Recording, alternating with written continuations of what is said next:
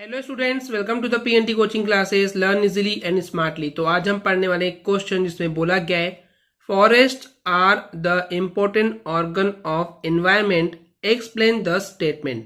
तो इस क्वेश्चन का मतलब है ये जो जंगल होते हैं ये इंपॉर्टेंट अंग होते हैं, पार्ट होते हैं एनवायरमेंट के। एनवायरमेंट यानी कि जो हमारे आसपास का वातावरण है, पर्यावरण है, तो इस पर्यावरण का ही इंपॉर्टेंट अंग है फॉरेस्ट। इस स्टेटमेंट को, इस सेंटेंस को आपको एक्सप्लेन करना है। तो चलिए देखते हैं इसका आंसर। तो जो जंगल होते हैं और जो एनवायरमेंट होते हैं ये एक दूसरे के ईच अदर यानी कि एक दूसरे के क्लोजली रिलेटेड होते हैं, यानी कि आपस में बहुत ज्यादा इनका गहरा संबंध होता है, दोनों का ही, फॉरेस्ट और एनवायरमेंट का। यानी कि फॉरेस्ट के बिना एनवायरमेंट पॉसिबल नहीं है और एनवायरमेंट के बिना फॉरेस्ट पॉसिबल नहीं है। तो दोनों ही एक दूसरे के क्लोजली रिलेटेड होते हैं। ओके, इनके बीच का आपस का गहरा संबंध होता है। तो ये जो स्टेटमेंट है कि एक दूसरे से रिलेट करते हैं, इसको हम क्लियर यानी कि ज्यादा अच्छे तरीके से समझ सकते हैं नीचे दिए हुए कुछ स्टेटमेंट से।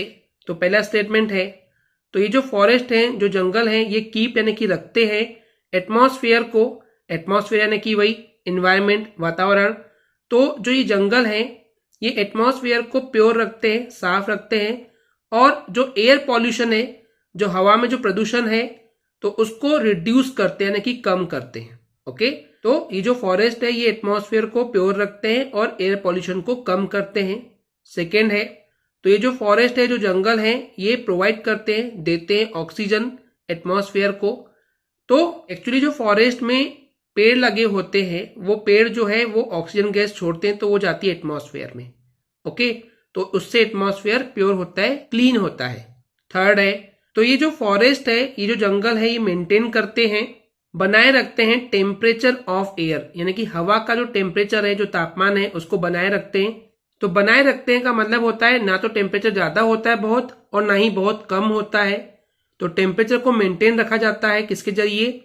जंगलों के जरिए, जिसके वजह से लीड्स यानी कि जिसके वजह से रेनफॉल यानी कि बारिश अच्छी होती है अगर टेम्परेचर मेंटेन रहता है तो इस तरीके से जंगलों के वजह से ही हवा का टेम्परेचर मेंटेन रहता है और उसके वजह से रेनफॉल भी यानी कि बारिश जो है वो अच्छी गिरती है। नेक्स्ट है, तो जो जंगल है वो इक्वलाइज करता है यानी कि बैलेंस बनाए रखता है, बराबर इक्वल सब चीजें होती है क्लाइमेट में। क्लाइमेट यानी कि मौसम की।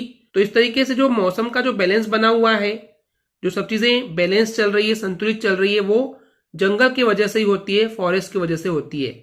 नेक्स्ट है, फॉरेस्ट है, जो जंगल है, ये प्रिवेंट करते हैं यानी कि रोकते हैं वाटर फ्लो को, पानी के सिंपली बहने को रोकते हैं, जिसके वजह से जो लैंड इरोजन है, लैंड इरोजन क्या होता है स्टूडेंट्स की, देखिए एक प्लेस है जहां पे बाढ़ वगैरह आ गई, यहाँ पानी बहुत ज्यादा बहता है, तो पानी के साथ साथ उस प्लेस की जो मिट्टी होती है वो भी बह के चले जाती है। तो किसी एक प्लेस से मिट्टी का बह जाना या कम हो जाना, इसको हम बोलते हैं सॉइल इरोजन या फिर लैंड इरोजन। तो देखिए, क्योंकि यहाँ पे वाटर के फ्लो को, पानी के बहने को जंगल लोग जो है रोक देते हैं, इसकी वजह से जो लैंड इरोजन होता है वो भी स्टॉप हो जाता है। एंड इस वजह से जो ये पानी का बहना कम होता है। अब देखिए स्टूडेंट्स, पानी के बहने को कम कैसे करता है जंगल? कि जो उसकी रूट्स होती है, पेड़ होते हैं, पेड़ की जो रूट्स होती है, जो जड़ें होती है, वो इस पानी को खींच लेती है। ओके, आपको पता होगा कि पेड़ों की, ट्रीज की जो रूट्स होती है उनको पानी चाहिए होता है, तो ये जो पानी होता है इसको वो एब्जॉर्ब कर लेती है, खींच लेती है अपने पास, जिससे कि ये पानी जमीन के अंदर चले जाता है, यानी कि अंडरग्राउंड वाटर। ओके, तो देखिए अब पूरा का पूरा पानी तो रूट्स नहीं खींच पाएंगी, नहीं ले पाएंगी, तो जितना पानी उनको चाहिए होता है वो तो अपने पास रख लेते हैं, बाकी जो वाटर है वो सिंपली जमीन के अंदर चले जाती है। तो उससे क्या होता है, जो अंडरग्राउंड वाटर है, ओके, अर्थ के नीचे जो वाटर है उसका लेवल जो है वो इंक्रीज होते जाता है, बढ़ते जाता है।